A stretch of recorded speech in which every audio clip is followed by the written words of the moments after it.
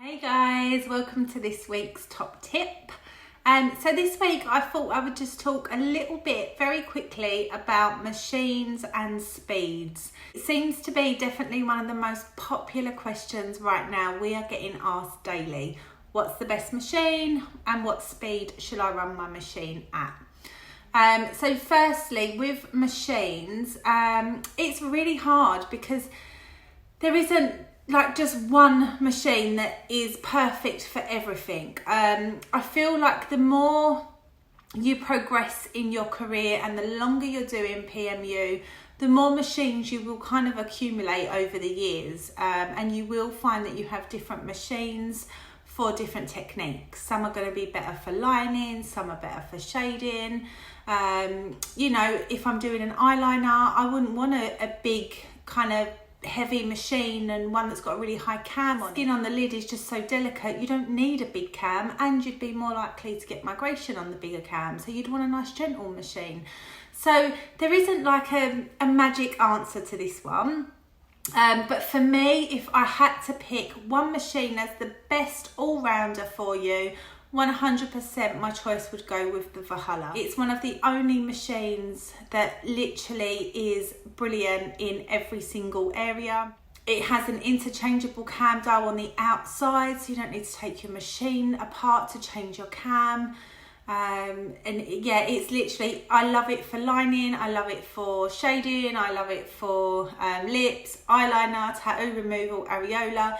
It is definitely the best all-rounder. When we talk about speed, what you need to bear in mind is that actually different machines will run at different speeds. So for instance, if I was say on 9 on a Valhalla and then I was going to use a Zion, I wouldn't be on 9 for that same thing. I would probably be on around 7. So just be careful that because machines will run at different speeds. So you need to find the right speeds for your machine. But more importantly, you need to find the right speeds for your hand and the finish that you want to achieve. There is, again, there's no magic answer for this. I might do hair strokes on 9 and then another artist does hair strokes on 12 and we both get great results.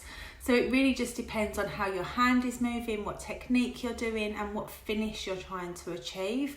So rather than just, asking artists all the time, what speed are you on, what speed are you on? If you don't actually know how they're working and what their hand is doing, it's a little bit irrelevant.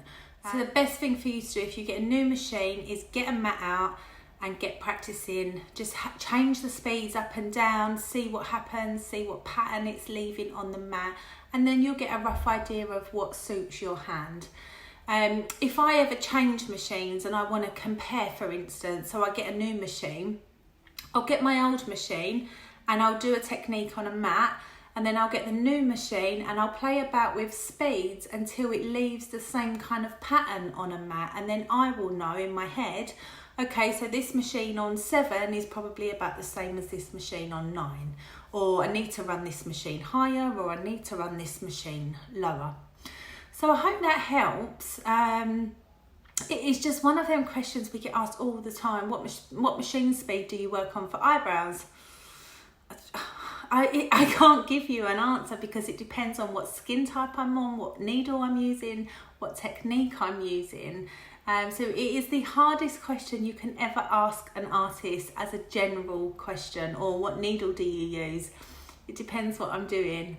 The best thing you can do is definitely get on a mat, just spend some time having a play and seeing where you like the machine, where it feels right for you, and you will feel your machine. Like if you are running that machine too high for what it should be running at, you'll feel it, or vice versa, like you'll feel it if it's running too low. Like especially with the Valhalla, when I used to use like the Zion and them kind of machines a lot more, I would be shading on 4s and 5s.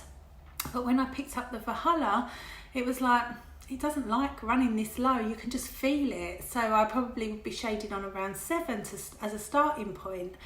Just a little one there for you. So I hope that helps. But definitely you will find the more you kind of progress in your career, the more you will, you'll probably add to your collection, and you'll have your go-to machines for each different technique.